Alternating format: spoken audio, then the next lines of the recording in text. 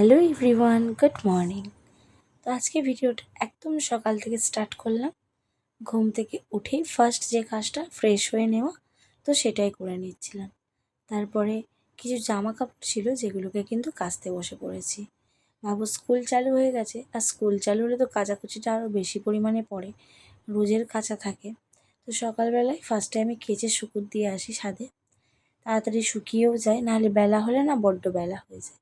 তো কেচে একদম ছাদে চলে এলাম।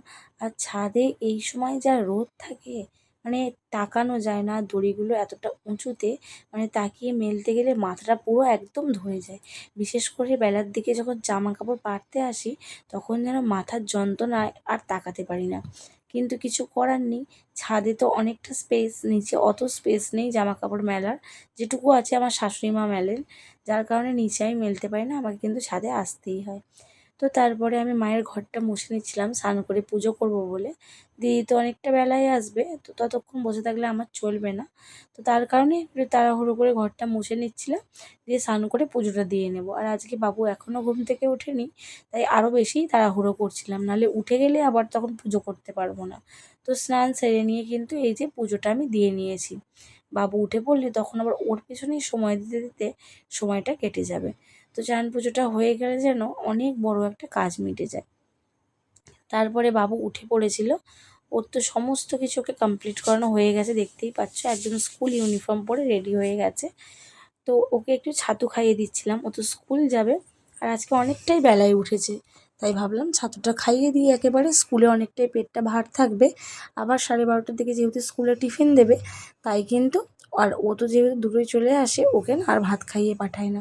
যখন ওদের 4টে পর্যন্ত ক্লাস হবে তখন কিন্তু ভাত খাইয়ে পাঠাবো। এখন তো তাড়াতাড়ি ছুটি হয়ে যায়, যার কারণে ভাত খাইয়ে পাঠাতে লাগে না। তো যাই হোক, তারপরে ওকে স্কুল যাবে, ওকে সমস্তটা রেডি করে দিয়ে আমি এদিকে চলে এলাম রান্না করতে।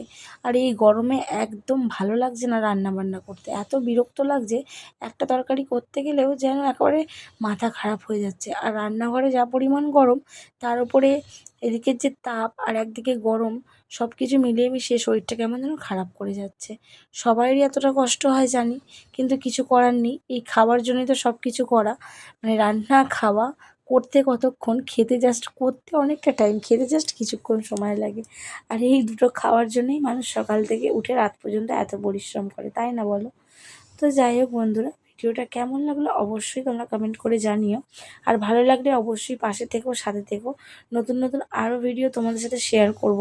তোমাদের অনেক ভালোবাসা পাই আমি এরকম ভিডিও শেয়ার করলে, তাই ভাবি যে যাই হোক কষ্টসিষ্ট করে হলেও তোমাদের জন্য এরকম ভিডিও রোজের দেওয়া যেতেই পারে। আমি দেখেছি নর্মাল ভিডিওর থেকে তোমরা এরকম ভিডিওতে আমাকে অনেক ভালোবাসা দাও, অনেক মানুষ দেখেও আমার এই ভিডিওগুলো, তাই নিজেরও ভালো লাগে এরকম ভিডিও বানাতে। তো যাই হোক, চলো আজকের ভিডিওটা এই পর্যন্তই, দেখাবে আবার নতুন কোনো ভিডিওর সাথে।